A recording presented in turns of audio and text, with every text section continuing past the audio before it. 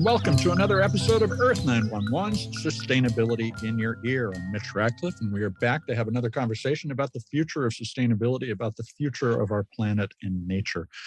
You know, Russia's unprovoked war on Ukraine is a terrible human tragedy that will have long-term environmental impacts.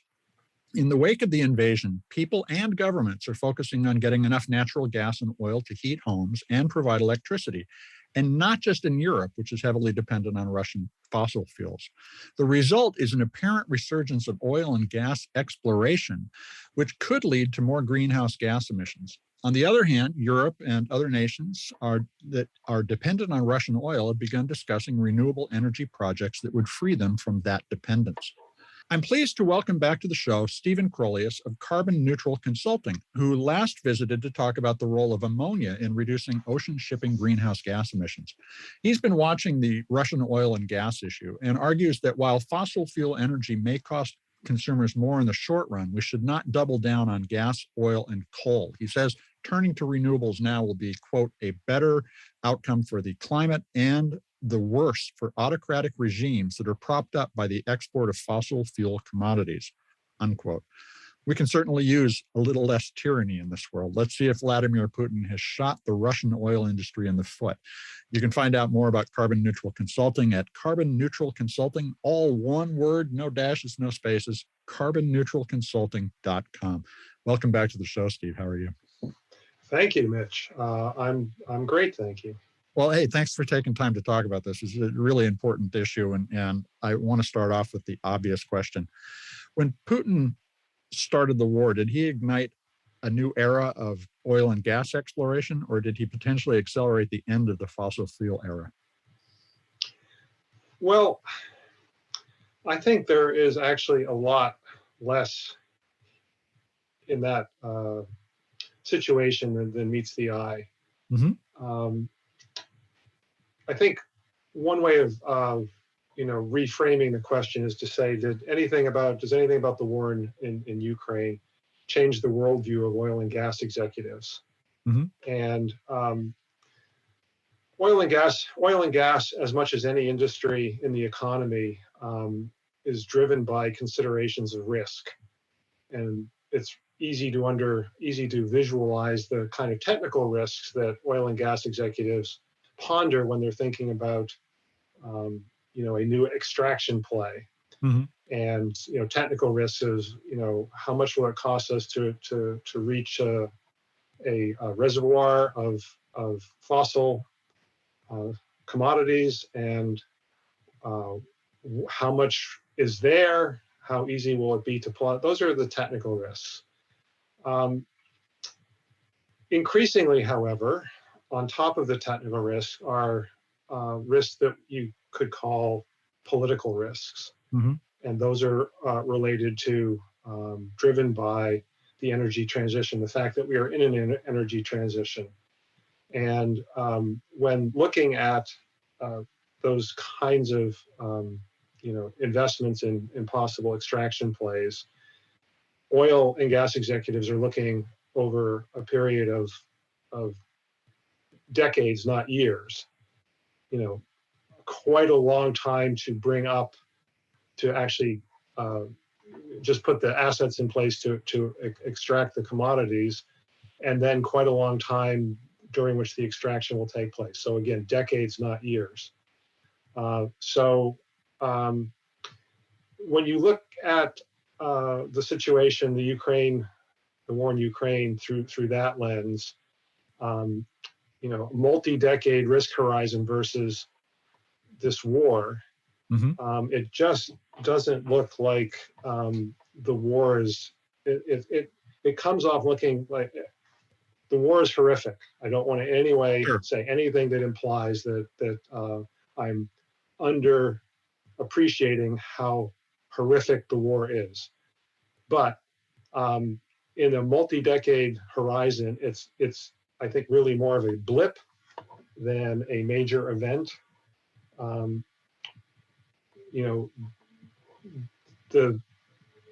even the blip, maybe there's less there than meets the eye, in that I think it's reasonably certain that Russian oil and gas is finding its way to other customers, even as it's not finding its way to Western, to Europe and other destinations. So the idea that somehow there's this, sort of major upheaval because of Russian oil and gas being shut off.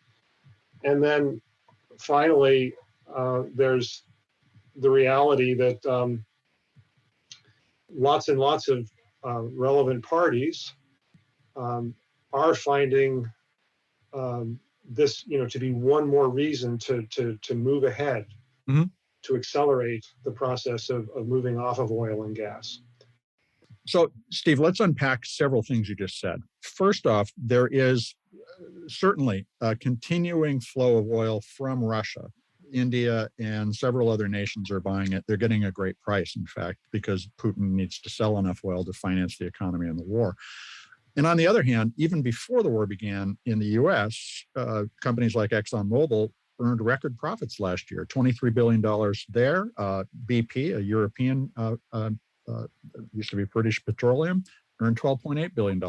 Is oil enjoying a resurgence? Is it a phenomenon of the end of the pandemic combined with the war? And does that portend potentially increased investment in extraction over the course of the next decade? Yeah, well, here again, I think it's important to look at current trends in a long-term context. And the rate of profitability that the oil companies reported in 2021 looked very robust compared to the losses that they took in 2020. Right. But 2020 was an exceptional year. If you go back in the decade before, the 2010 to 2020 decade, profits of the oil companies were pretty steady. Yeah. Ticked right along, and yes, 2021 was a really good year, but it was not like it was 3x what they'd ever made before. It was more like, I don't have the figures at my fingertips, but it might have been up by 1.2 or 1.3. So but that is a rate of return that investors might be looking for in terms of stability, particularly with everything else going on with the economy right now. Are we now facing a lack of willingness on the part of those executives you were describing earlier to accelerate their move to post-carbon energy? My experience interacting with oil and gas companies, and I've had occasion to do so numerous occasions over the last several years, is these companies, none of these companies are monoliths. There is, in most, if not all of them, a division or several divisions that are focused on renewables, and just generally the energy transition overall. And my belief is that those divisions operate with a pretty high degree of continuity and autonomy. The expectation is you put us in position so that when things do shift, we will not lose out. Whereas in other parts of the company, they are looking to continue their traditional business and make the investments in new extraction. But at the top of the company, in the executive suite, they are, needing to balance, the continuity of oil and gas against the disruption of the energy transition. And I go back to what I said a few minutes ago. I mean, I just don't think that the war in Ukraine is having any significant impact on how they're looking at opportunities and risks. So could the enhanced revenue that they're enjoying right now also accelerate their transition to renewables? Could this actually fund more investment on their part? Well, or do you see a lack of will there? I'd say yes, it could, but they make so much money. It's not like that's what's holding them back. I mean, they make a they make a lot of money, and they with all a lot of these are public companies, and they need to keep their eye on how investors are regarding them, and they will make their decisions about more into energy transition type activities, or to continue with the traditional oil and gas, based on what they think is going to keep their share prices up at attractive levels. Well, let me ask this then, because the United States has made a number of policy decisions, or announced a number of policy decisions in the last few weeks that are response to the war. I guess the question are these misplaced decisions? So President Biden temporarily lifted restrictions on gasoline ethanol blends that contribute to more smog and warm weather. They opened some on and offshore locations to drilling. They released oil from the strategic reserve in order to counter rising gasoline prices. And they're also working out a deal that to provide liquid natural gas to Europe that is a decade long. Are all of these an overreaction to the fact that Russian oil and gas may be cut off to Europe for a short period of time? I think that some may be an overreaction, and some are very appropriate. Clearly, in a crisis or a potential crisis, I think the war in Ukraine has a number of crisis elements, but it's for people in Western Europe, it's more a potential crisis of loss of energy supplies. And so, given when faced with a potential crisis, the thing to do is head that potential crisis off. No one is going to come out ahead by letting that crisis build and turn into an actual crisis. And no one is doesn't make sense for the United States or the world to say to the Europeans, oh, well, just do without the European gas that you've been used to, and maybe you'll be a little cold next winter, or your economy is going to, go into recession, but you just suck it up and that'll be good for the rest of the world. That's obviously not going to play out that way. Well, so for instance, releasing some of the oil from the strategic reserve is I think you're agreeing with me that this is a rational response to the rising gas prices. But for instance, the long-term LNG agreement with Europe is going to require some significant capital investment to just follow through on and deliver over the course of the next decade. Is that something that we should be thinking about continuing to do, or maybe we ought to reel that one back in? Well, yes, it's an excellent question and a very fair point. Because the European economy runs so much on natural gas, it's hard to have a proper near-term response to the potential crisis that doesn't involve ratcheting up other sources, alternative sources of natural gas that don't come from Russia.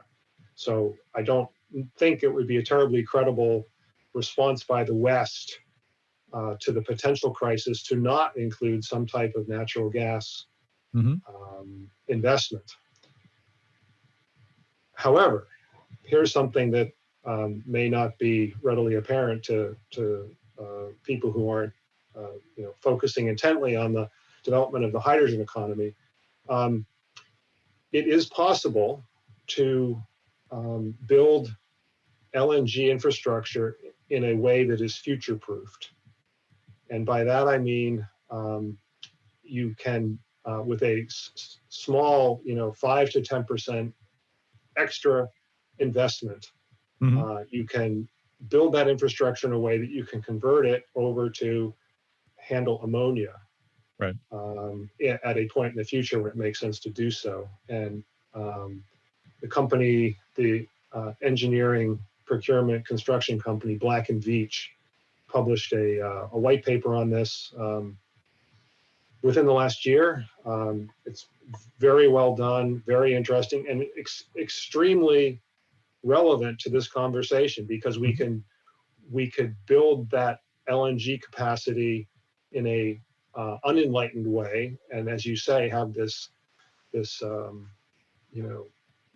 infrastructure that's just, like an albatross around our neck with fossil fuels, or it can be nimble, flexible, and when conditions evolve, it can pivot to being supportive of a sustainable energy economy. That's an interesting angle on that. I had not thought about the fact that you could take the same infrastructure and simply migrate it to the next fuel. Well, let me ask about another nation that has taken a different strategy, or at least they're talking about taking a different strategy, and that's Germany, who wants to accelerate their transition to renewables by as much as a decade. But there isn't necessarily a great deal of substance there. Does the German plan actually represent a model we should be considering, or is it just more talk? Well, I think the key word there is acceleration. The Germans have been proactive for a number of years in thinking about their economy, their use of energy, and alternative sources of energy, sustainable sources of energy. And so it is not at all the case that faced with this new crisis coming out of the Ukraine war, Germany is trying to figure something out. My perception is that Germany has already been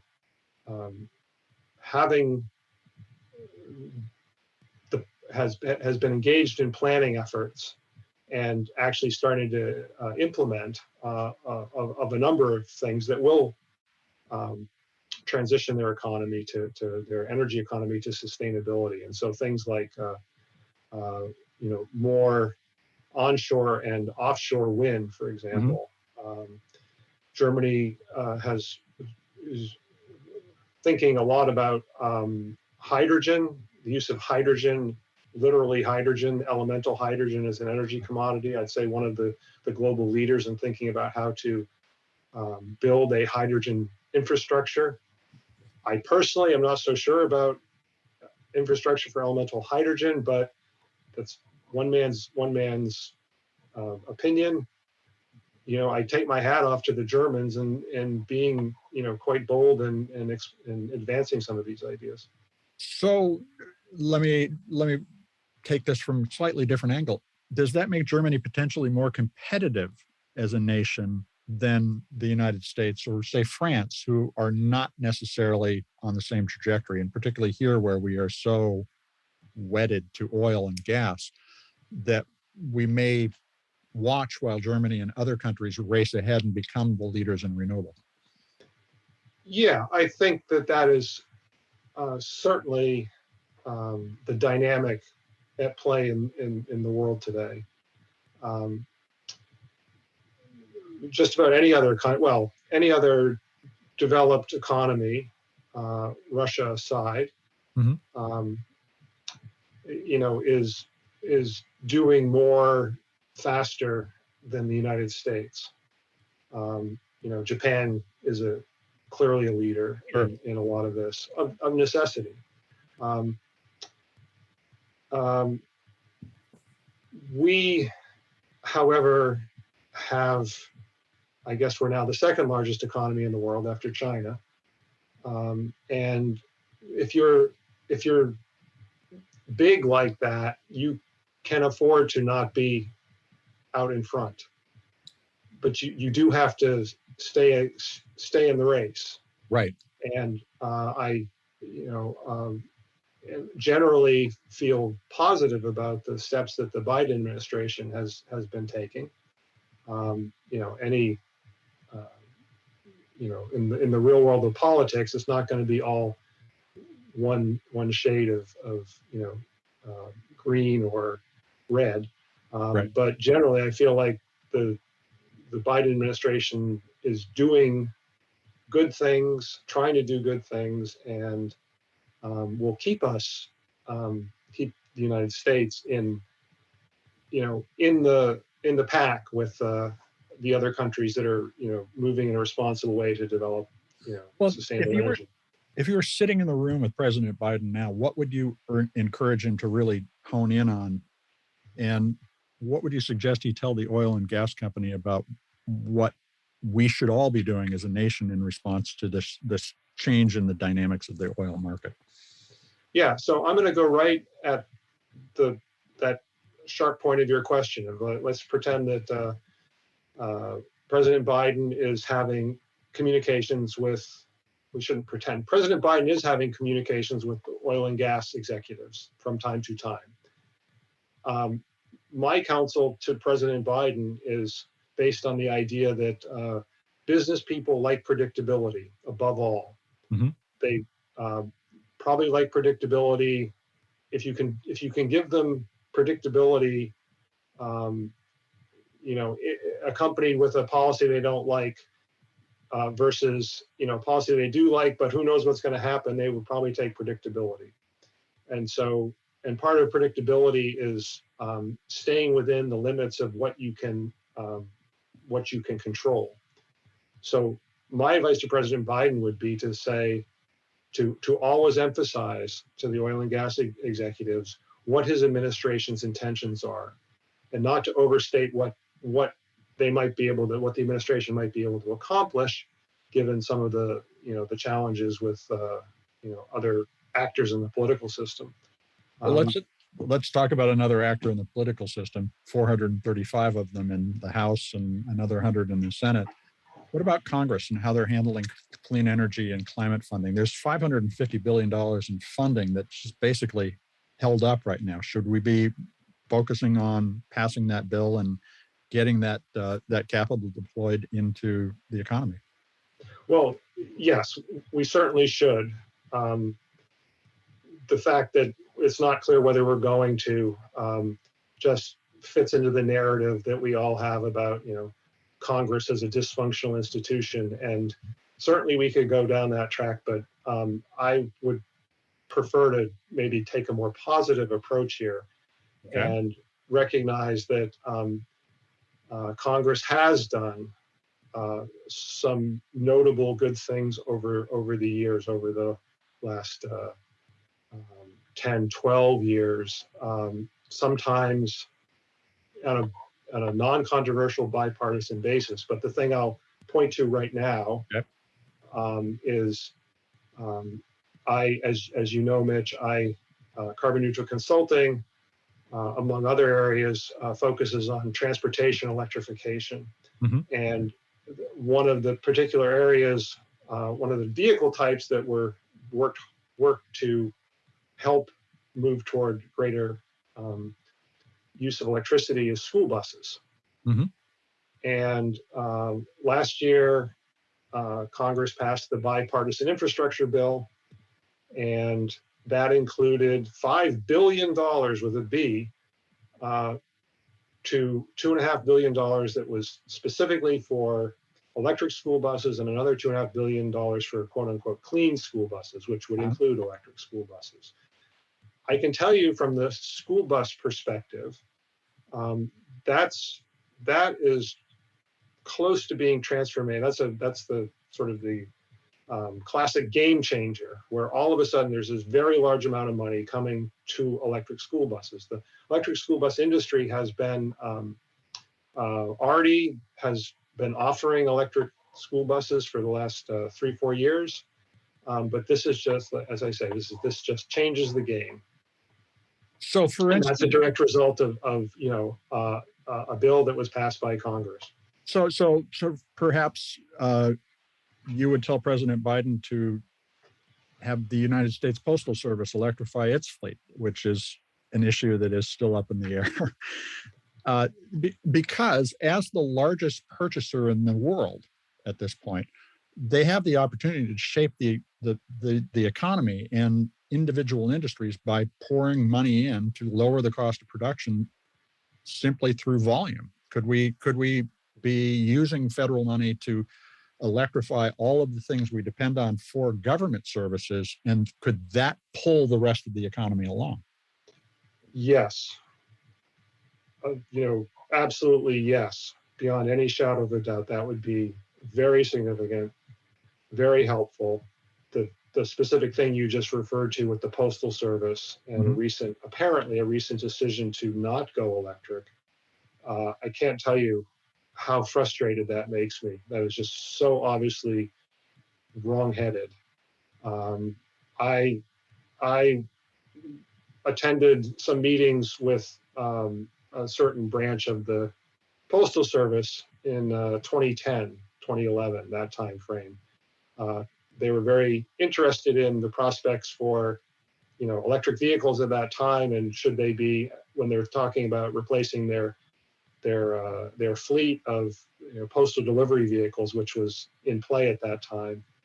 And I was as emphatic as I could be. Yes, this would be a very good thing for the Postal Service to do, for the Postal Service, for the country, for the world. And here we are in 2022, and somehow, it's not still going debating the the right way. question, and Louis DeJoy is in charge and doing whatever he wants, it seems like. So how about this? This is another question for the president. Should he use the Defense Production Act to drive renewable energy development, drive EV battery manufacturing, heat pump production to retrofit homes and buildings? Would that be another important and potentially very impactful decision? I'm going to say no to that. Really? Yes, because we can have a sort of a broad philosophical question about how well the economy that we have today, Mm-hmm. the capitalist economy, how well it meets human needs. We can have that broad philosophical discussion. There's certainly a lot to be said about how it could work better.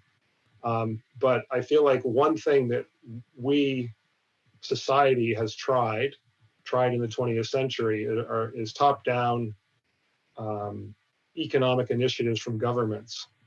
And maybe in the context of a severe immediate crisis like a pandemic, Right. and a very clear, sharp need of more respirators, maybe then a top-down government effort would be the right approach. But for the kinds of things that you mentioned, my belief is that the current economy is actually doing a pretty good job of bringing these things into existence, and having a sort of a top-down planned approach is just not going to do anything, not going to help the situation. So in contrast to being the largest customer who can make a decision and buy, therefore pulling the market, you don't think that pushing the market is the right way to go at this point, because it's already moving in that direction? I agree with you 100% with that. Okay. That's a very good way to set it up. Okay.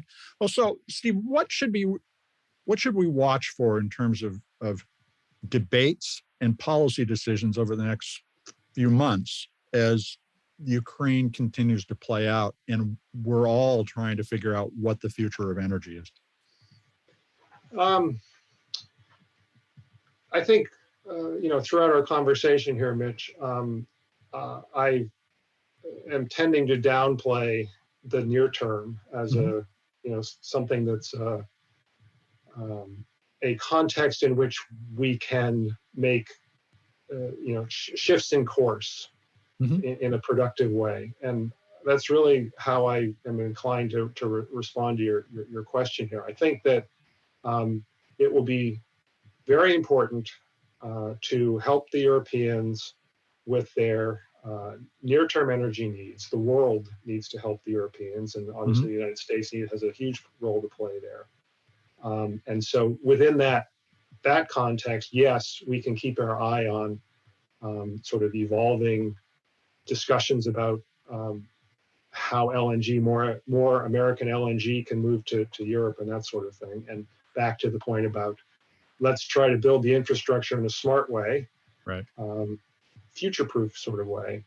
But beyond that, the energy transition, the players that are contributing to the energy transition are just going full speed. And, we're all citizens of the world, and we're aware of what's going on with Russia and Ukraine and all of that. But in a way, it doesn't matter, because the energy transition is happening.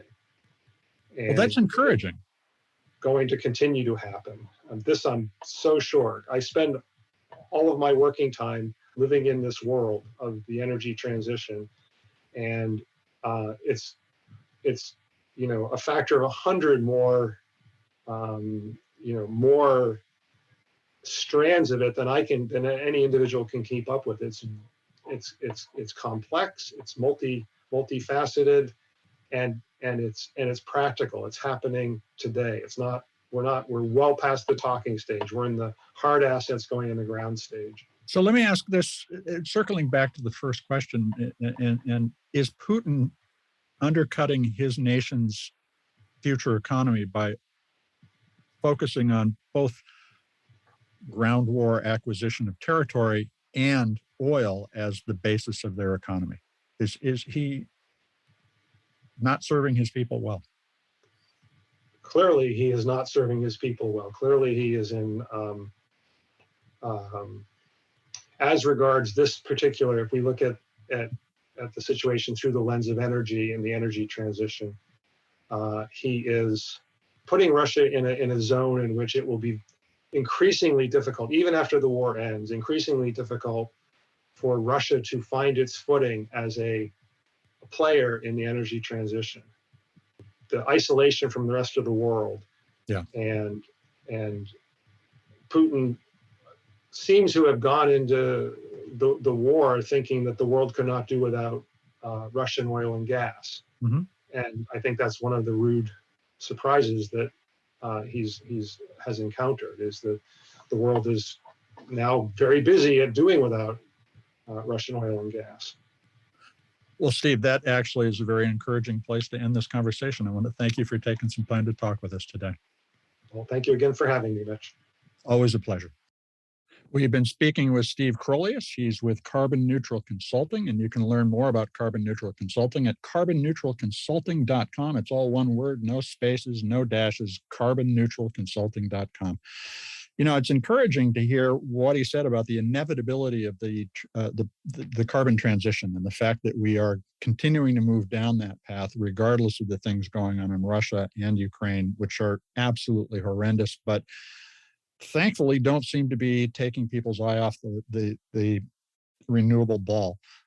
The problem I think we all face is that our news cycle focuses on the conversations about potential reaction rather than the actual actions that we're taking. And so there's a lot of give and take, a lot of conversation about what we might do and the potential consequences of it that get covered without reiterating the fact that we haven't really changed direction that much. So another way to think about the problems of media and social media is to constantly come back to ask the question, what really changed here? Probably getting too theoretical in my social media and news analysis with this, but the fact is, we're on our path and we need to stay there. And what Steve says is, I think, well taken. Not a lot has changed because of Ukraine, but we should keep in mind that we need to get there and stay the course. This is Mitch Ratcliffe. We're going to come back with another innovator interview in the near future. In the meantime, I hope you take a few minutes to share this conversation and all the others that we've done with your friends and family. Let's get everyone thinking about more ideas in order to create less waste. We're going to be back soon. In the meantime, folks, take care of yourself, take care of one another, and let's all take care of this beautiful planet of ours. Have a green day.